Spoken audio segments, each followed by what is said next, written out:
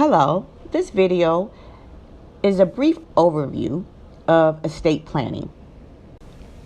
A common question I receive is, what do you mean when you say estate? This is a great question. Let's get started with that now as we examine how your estate works without a will. Your estate is everything you own. It includes your bank accounts, investments, homes and real estate, heirlooms, personal property, and other property. Basically, anything you own can be considered to be a part of your estate. If you've done no planning of any kind, meaning no will, no beneficiary designations, no trust, literally no planning at all of your assets end up in probate court when you die. Those assets will be administered by a court-appointed and court-supervised personal representative, sometimes called an executor.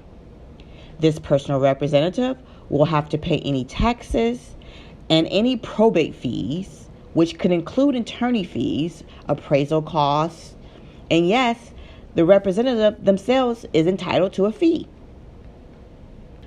Once the fees and taxes have been paid, then your heirs will receive their shares. The amount each heir receives is determined by Michigan's intestacy law. You don't get to decide who gets what if you die with no planning of any kind in place. If you die and you have a will, you will be able to designate who gets all of your assets, meaning your investments, your heirlooms and personal property, your bank accounts, home and real estate, and other property. You will be able to designate those beneficiaries.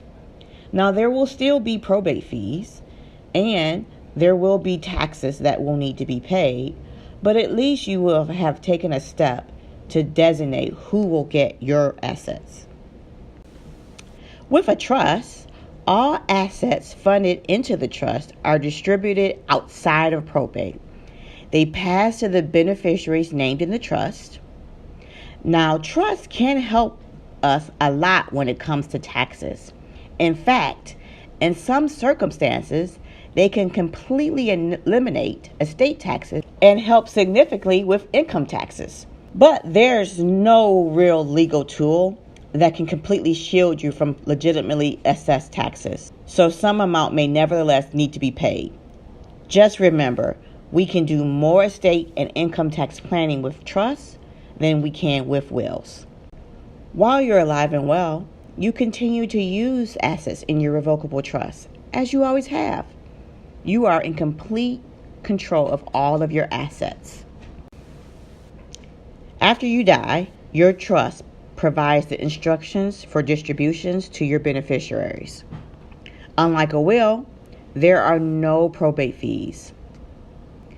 Now, there are some settlement costs associated with trusts, but for a similarly sized estate trust, it's much more cost efficient.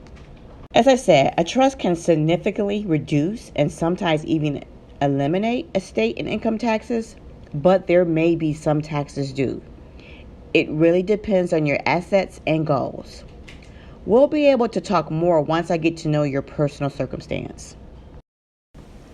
Feel free to call or email me so that we can set up time so that we can specifically talk about your goals in estate planning.